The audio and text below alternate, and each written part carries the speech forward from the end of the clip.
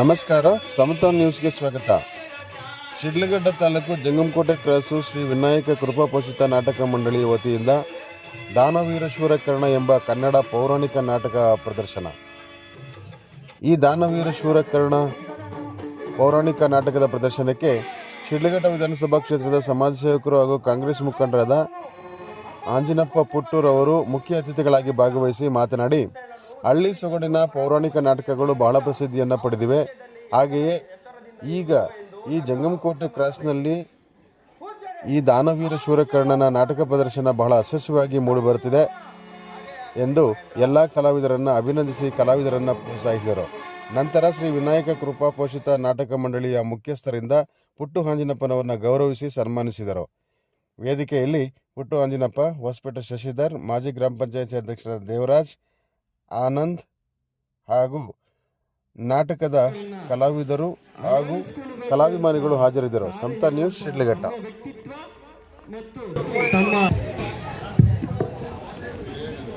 ನಾಟಕ ಬಲ್ಲೆ ಜ್ವರ ಬರ್ತಾ ಇದೆ. ಶಿವಪೂಜೆಯಲ್ಲಿ ಕರಡಿ ಬಿಟ್ಟಂಗೆ ನಾವು ಬಂದು ನಿಮ್ಗೆ ತೊಂದರೆ ಕೊಡ್ತಾ ಇದ್ವಿ, ಕ್ಷಮಿಸಿ. ಒಂದು 5 ನಿಮಿಷ ನಿಮ್ಮ ಸಮಯ ತಗೊಳ್ಳಿ.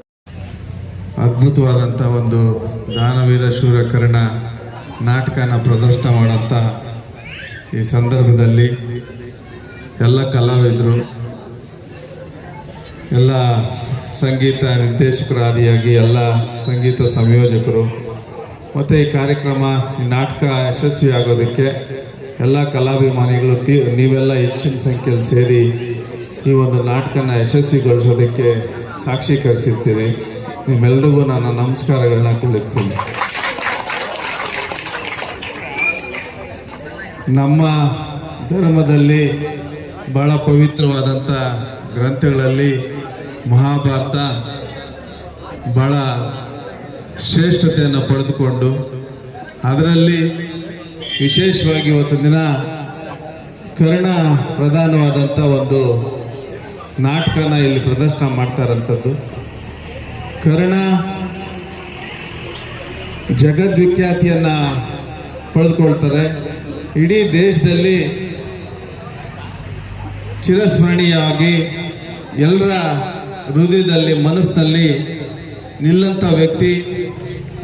ಪ್ರತಿಯೊಬ್ಬ ಹಿಂದೂಗಳಲ್ಲೂ ಸಹ, ಪ್ರತಿಯೊಂದು ಕುಟುಂಬದಲ್ಲೂ ಸಹ ಕರ್ಣನಂಥ ಮಗ ಇರಬೇಕು, ಕರ್ಣನಂಥ ವೀರ ಇರಬೇಕು, ಶೂರ ಇರಬೇಕು, ಅವನಂತೆ ನಮ್ಮ ಮಕ್ಕಳಾಗಬೇಕು ಅಂತೇಳಿ ನಮ್ಮಲ್ಲಿ ಒಂದು ಭಾವನೆ, ಒಂದು ಕಲ್ಪನೆ, ಒಂದು ಭವಿಷ್ಯದ ಚಿಂತನೆ ನಮ್ಮಲ್ಲಿ ಕಾಣ್ತದೆ. ಅವರ ಒಂದು ಆದರ್ಶಗಳನ್ನು ಗುರಿಯಾಗಿಟ್ಕೊಂಡು ಅದನ್ನು ಕಲಾವಿದರ ರೂಪದಲ್ಲಿ ನಿಮ್ಮಗಳ ಮುಂದೆ ಇವತ್ತು ಅಚ್ಚುಕಟ್ಟಾಗಿ ತರ್ತಾ ಇರೋಂಥದ್ದು ಭಾಳ ಸಂತೋಷದ ವಿಚಾರ. ನಾನು ಸ್ವಲ್ಪ ಹೊತ್ತು ನೋಡಿದೆ, ಭಾಳ ದಿನ ಆಗಿತ್ತು ನಾಟಕ ನೋಡಿ, ಒಂದು 15-20 ವರ್ಷ ಆಗಿತ್ತು.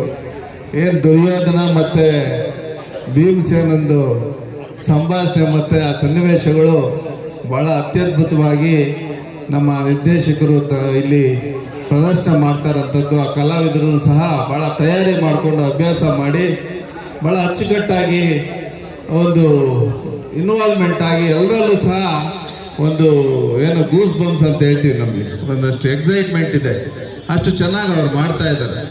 ಹಾಗಾಗಿ ಅದರ ಜೊತೆಗೆ ಕರ್ಣನ ಒಂದು ಪಾತ್ರಧಾರಿನೂ ಸಹ ಚೆನ್ನಾಗಿ ಅಚ್ಚುಕಟ್ಟಾಗಿ ಮೂಡಿ ಬರ್ತಾರಂಥದ್ದು ನಾವು ನೋಡ್ತಾ ಇದ್ದೀವಿ. ಸೂತಪುತ್ರ, ಏನು ನೀಚ ಕುಲದವನು, ಈ ಥರ ಅನೇಕ ವಿಚಾರಗಳಲ್ಲಿ ಅವರಿಗೆ ನಿಂದನೆ ಆಗ್ತದೆ, ಅವಮಾನ ಆಗ್ತದೆ. ತಾನು ಮಾಡಿದ ತಪ್ಪಿಗೆ ಭಾಳಷ್ಟು ನೋವನ್ನ ನುಂಗಿ ಅವರು ಭವಿಷ್ಯದಲ್ಲಿ ಒಬ್ಬ ದುರ್ಯೋಧನನ ಒಂದು ಒಳ್ಳೆಯ ಸ್ನೇಹಿತ ಸಿಕ್ಕಂಥ ಸನ್ನಿವೇಶದಲ್ಲಿ ಅವ್ರ ಜೊತೆ ಮತ್ತೆ ರಾಜನಾಗಿ ಚರಿತ್ರೆಯಲ್ಲಿ ಉಳಿಯುವಂಥ ಒಂದು ಸ್ನೇಹಕ್ಕೆ, ತಾಯಿಗೆ ತಕ್ಕ ಮಗನಾಗಿ, ಗುರುಗಳಿಗೆ ಒಂದು ಏನು ಭಾಷೆನ ಕೊಡ್ತಾರೆ ಅದಂತ ನಡ್ಕೊಳ್ಳೋಂಥದ್ದಾಗಲಿ, ಇಲ್ಲ ಅವರ ಕವಚ ಕುಂಡಗಳನ್ನು ತ್ಯಾಗ ಮಾಡಿ ದಾನ ಮಾಡೋಂಥ ನಿಟ್ಟಲ್ಲಿರೋಂಥದ್ದು, ಪ್ರತಿಯೊಂದರಲ್ಲೂ ಸಹ ಕರ್ಣ ಶ್ರೇಷ್ಠತೆ ಮೆರೆಯುವಂಥದ್ದು ಮಹಾಭಾರತದ ಒಂದು ಪ್ರಮುಖ ಘಟ್ಟ. ಆ ಒಂದು ನಾಟಕನ ಪ್ರದರ್ಶನ ಮಾಡ್ತಾರಂಥ ಎಲ್ಲ ಕಲಾವಿದರಿಗೆ ನಾನು ಒಳ್ಳೆಯದಾಗಲಿ ಅಂತೇಳಿ ದೇವರಲ್ಲಿ ಕೋರ್ತಾ, ಎಲ್ಲ ಕಲಾಭಿಮಾನಿಗಳು ತಾವು ನೆರೆದಿರ್ತೀರಿ. ಈ ಒಂದು ತಂಡ ನಿಮ್ಮನ್ನೆಲ್ಲ ಸಲ್ಲಿಸೋದಕ್ಕೆ, ಮಾತನಾಡೋದಕ್ಕೆ ಒಂದು ಅವಕಾಶ ಆಗ್ತದೆ. ನೀವು ಬರಬೇಕು, ನಮ್ಮನ್ನು ಪ್ರೋತ್ಸಾಹಿಸಬೇಕು, ಮತ್ತು ನಮ್ಮ ಸಾರ್ವಜನಿಕರನ್ನು ಸಹ ಮಾತನಾಡಿ ತಮ್ಮ ಅನಿಸಿಕೆಗಳನ್ನ ಹಂಚ್ಕೊಬೇಕು ಅಂತ ಕರೆದಾಗ ನಮಗೂ ಸಂತೋಷ ಆಯಿತು. ನೀವು ಸಹ ಒಂದು 5 ನಿಮಿಷ ನಮಗೆ ಸಮಯ ಕೊಟ್ಟು ಸಮಾಧಾನವಾಗಿ ಕುಳಿತಿದ್ದೀರಿ. ಆ ನಿಟ್ಟಿನಲ್ಲಿ ನಿಮ್ಮೆಲ್ರಿಗೂ ಸಹ ನನ್ನ ನಮಸ್ಕಾರಗಳನ್ನ ತಿಳಿಸಿ ನನ್ನ 2 ಮಾತಿಗೆ ವಿರಾಮ ಕೊಡ್ತಾ ಇದ್ದೀನಿ. ನಮಸ್ಕಾರ. ಜೈ ಶಿಡ್ಲಘಟ್ಟ. ನಿನ್ನ ವಿದ್ಯಾಭ್ಯಾಸ ಮುಗಿದ ಬಳಿಕವಾದರೂ ನನ್ನ ಬಳಿಯೇ ಬಂದು ಸೇರಬೇಕು. ಆಗಬಹುದು. ಹೋಗಿ ಬಾ ಮಿತ್ರ. ಗುರುಗಳೇ, ನನ್ನನ್ನು ಆಶೀರ್ವದಿಸಿ ವಿದ್ಯಾದಾನ ಮಾಡಬೇಕೆಂದು ಬೇಡಿಕೊಳ್ಳಿ.